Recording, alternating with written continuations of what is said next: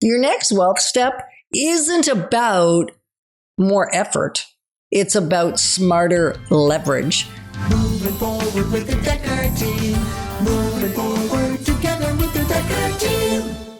We are honored that for over 35 years, we've been able to come alongside you, not only selling, buying, and investing in real estate over 3,117 times, coming alongside you to build your fund, build your faith, build your fitness, build your finances, and even strengthen and heal and flourish inside relationship.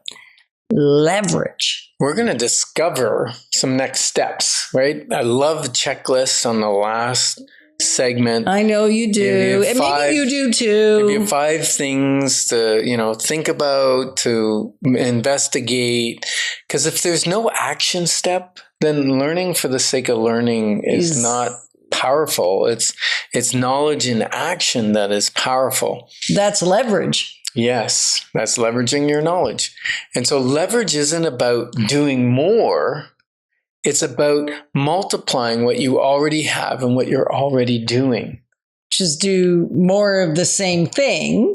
Or sometimes could be doing something different, because we talk about HELOCs. Everybody talks about HELOCs, and we didn't do it in the second segment. Okay. And it's on my brain. No, I got to do my little rant. You go ahead. Please. I just want to explain what a HELOC is. I'm going to. A home equity line of credit. Yeah. Right. And I'll ask people, do they have a mortgage? And the answer is no.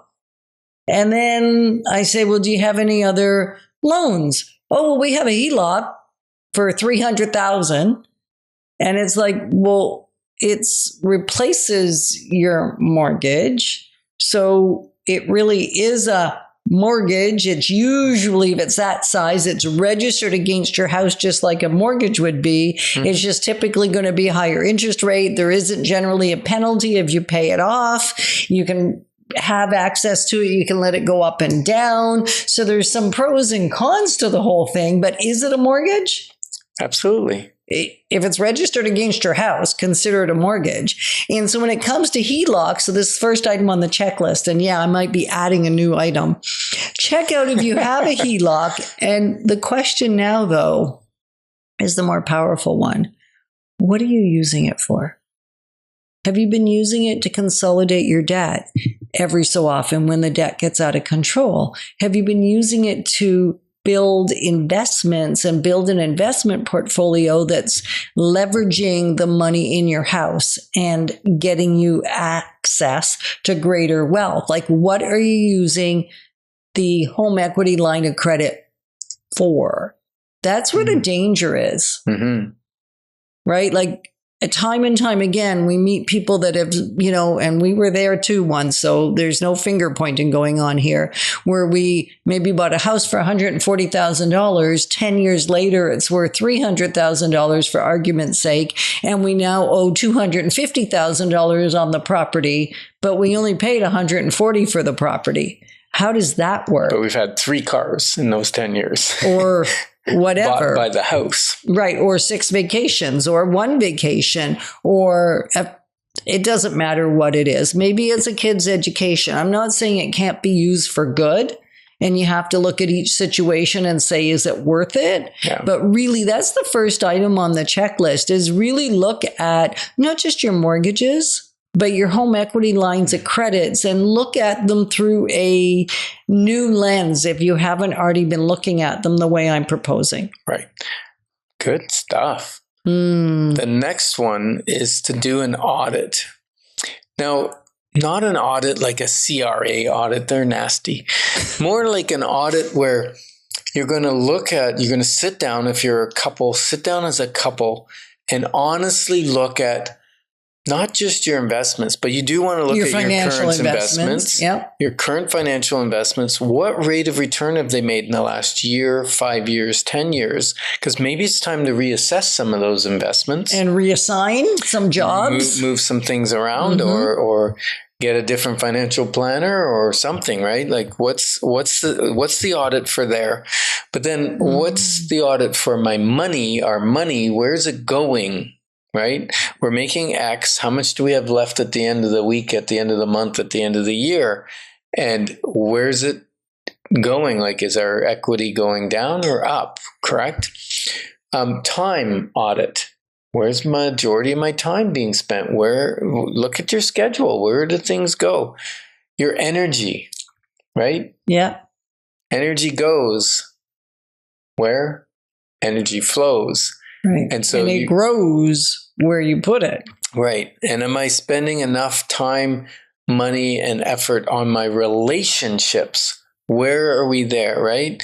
So number 2 is, what am I getting a return on and what is draining me? Because we might need to make some adjustments after that audit and ask each other for the hard truth, because many times I have a blind spot. We all have blind spots. And my blind spot's almost as big as me. And it may not be a partner. It may be another good friend that's on a similar journey. There isn't a scheduled Building Wealth Wisely workshop coming up right now. And yet there is access to the Wealth Formula book always. And there will be, I think, in the future, more Building Wealth Wisely workshops. And it's a great place to come and get community and find people that are on the journey that you can have these real dialogues with. So being able to have a real dialogue about your finances, not in a public forum where everybody has an opinion, but in a small, intimate forum where you're all on the similar journey.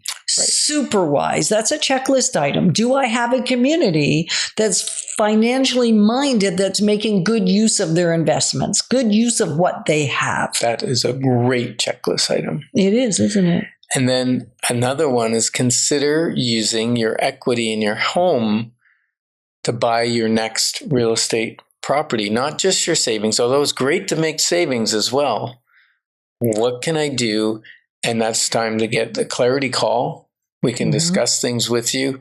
Might be that we do a consultation after that clarity call.